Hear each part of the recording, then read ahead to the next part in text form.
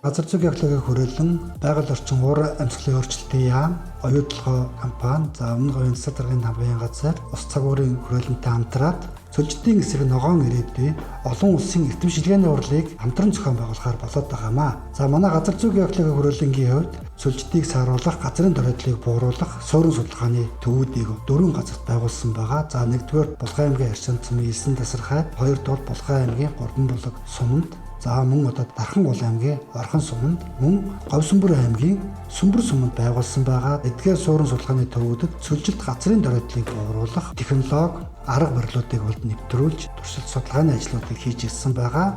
2026 онд COP17 хур булгатай холбоотойгоор Булган аймгийн Аршин суманд цөлжидийг сааруулах технологийн туршилт судалгааныхаа ажлыг сайн туршлах одоо танилцуулахаар бид бэлдэж байна. Энэхүү хурал нь бол одоо COP17-гийн өмнө одоо огтж болж байгаагаар их онцлог бөгөөд 2025 оны хурлын онцлог нь хуралд ирсэн одоо шалгарсан бүтээлүүдийг газар зүйн геологийн хүрээлэнгийн Монгол орны газар зүйн геологийн асуудлууд сэтгүүлд хэвлүүлэхээр одоо бид бэлтгэл ажлыг хангаад байгаагаар их онцлог байгаамаа. Иймд Эрдэмтэн судлаа та бүхнийг одоо идэвхтэй оролцохыг одоо уриалж байна.